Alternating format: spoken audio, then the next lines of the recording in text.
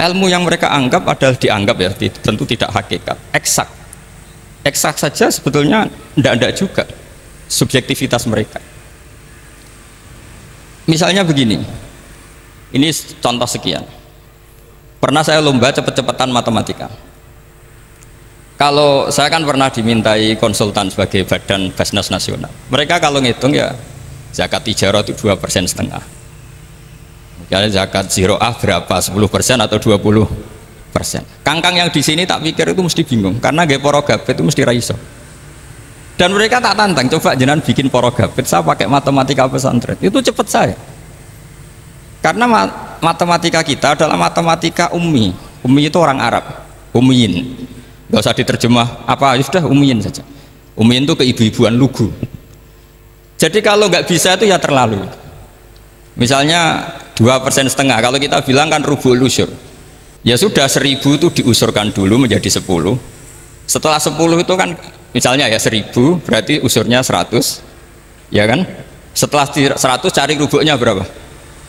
25. Berarti setiap 1 juta 2,5% adalah 25. Mereka masih garap porogabet, saya sudah cepat 1.000 usurnya 100, rubuknya 25, namanya rubu'ul usyur. Begitu juga misalnya kita punya aset 100, nisful usur, usurnya 10, nisfunya berarti 5. Itu rasa porogabet cepat ketimbang sampean porogabet 2,5% kan suwi. Terus dia tanya, Pak matematikanya kok cepat? Dapat ilmu dari mana? Pernah kuliah di mana?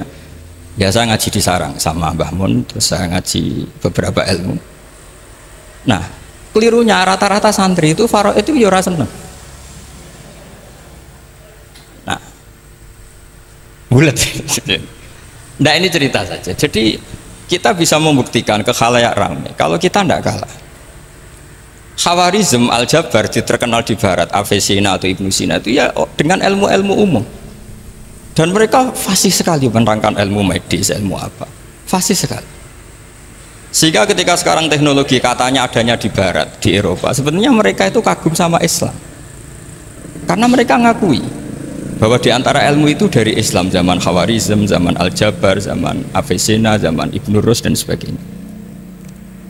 Saya beri sekian contoh dan ini saya bilang tanyakan ke orang kafir yang paling inat, paling lacut di dunia.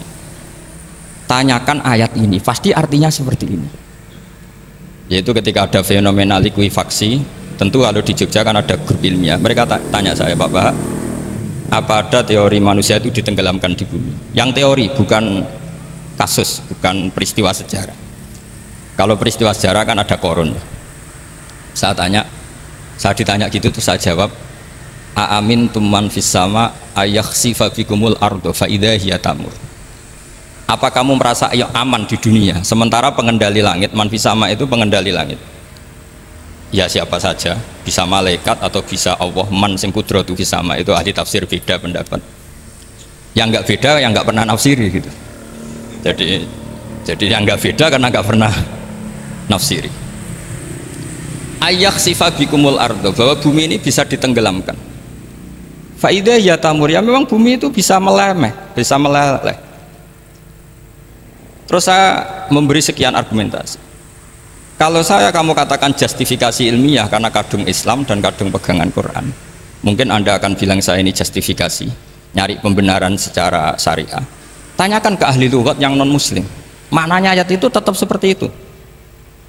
Begitu juga misalnya ayat wal ardi dzatis sodr, dan bumi yang berkarakter bisa retak. Sodon itu retak. Dulu kita hanya punya contoh misalnya biji-bijian jagung yang lembek, yang lemah, dan bumi yang keras atau ketela atau bengkoang itu. Ternyata dengan segala kelemahan ini, biji-bijian ini bisa merekah dan buminya yang ngalah memberi ruang. Dulu ulama hanya nyontohkan tadi. Misalnya kalkhinto apa saja yang bisa bumi mengalah dengan proses tumbuhnya tanaman. Tapi itu kan qaulul mufassir. Kenangan saya ngaji ya, makanya saya bangga sekali sebagai murid beliau. Saya memberi gelar beliau al-faqih al-mufassir. Faqih betul karena beliau putra Mbah Zubair yang ma'ruf bil fiqhi. Dan al-mufassir beliau itu murid Said Alawi yang ngarang takriran Faidul Khabir itu dengan Habib Muhsin Al-Musawa itu. Ini penting, sanad kita ini penting, dan kita insya Allah sebagai murid tidak akan merusak sanad itu. Yang merusak sanad itu gurunya alim, baik guru alim terus kita bodoh itu merusak sanad itu. Saya masih ingat didawi Mbah Mun, wong jagoan merusak sanad. Ibnu Hajar Al Asqalani ngalim-ngalimi wong, di murid Zakaria Al Ansori, beliau di murid Ibnu Hajar itu, terus di murid Fathul Mu'in. Jadi kiai nak di murid ngalim itu yo isen. Nah kita berlomba-lomba supaya gak ngisin-ngisinin apa kiai. Ya ini kan kompetisi. Kalau gak kasih alim ya ngaku alim saja lah supaya ya nggak apa-apa. Artinya ya cukup lah kalau di daerah masing-masing kan. Saya pernah sama satu temen itu, Gus kula wis ngalim kok iso. Kula niku tiyang Sragen. Urip kula teng kaki Joko Samudra. Jadi kok kula ngeten iki pun alim. Ketika dia nakal dan pengurus nyurati orang tuanya memberitahu kalau anaknya nakal, dia tenang saja. Tak tanya, kenapa kamu tenang? Bapakku buta huruf. Jadi pengurus nyurati ya tenang saja, karena dia tahu orang tuanya itu buta huruf. Kok nikmat huruf kok gue enggak, saya najar. Ya tapi insya Allah barokatuh Syekhina semua itu tetap berkah. Karena itu awal hidayat di daerah masing-masing. Itu tidak perlu alim, sudah hebat itu. Karena ya nggak perlu lah. Kalau alim betul malah nggak sempat dakwah. Begini, ini penting saya utarakan. Karena sanad keguruan itu pernah saya cek ya. Ini cerita ini tahadus bin Nikmat. Guyonannya ulama meskipun guyonan itu ternyata musalsal. Dulu ya itu mungkin semuanya dengar sering cerita ada seorang desa gitu yang kambingnya habis mati. Kebetulan kambingnya itu jenggotan kata beliau. Itu ada khotib yang jenggotan tuh nangis. Sempat khotibnya itu GR kalau dia itu ya ta'assar bimau idoti ya ta'assar sampai apa nangis sih. Ternyata enggak, dia ingat khotib itu ingat kambingnya yang mati. Itu cerita Yayu dulu dan diulang-ulang. Ternyata saya baca, kalau sama nggak percaya baca di Al-Fawaid Asyatiriyah atau Al-Fawaid Al-Haramiyah, itu karangannya Habib Salim Asyatiri. Beliau dekat sekali dengan Gus Najib, pernah nginep di beliau. Itu di karangan beliau sampai cek nanti di qauluhu ta'ala lau adzibannahu adzaban syadidan aw la asfahannahu aw la ya'tiyanni bisultanim. Itu kata beliau begini, adzaban syadidan itu orang dihidupkan atau didomisilikan di daerah yang enggak sejenis, itu tersiksa sekali. Terus di situ beliau cerita dulu itu ada orang alim alamah hamilul Quran itu di penjara karena ketemu orang sejenis, santri-santri yang kebetulan itu ada kios politik itu atau gerakan politik.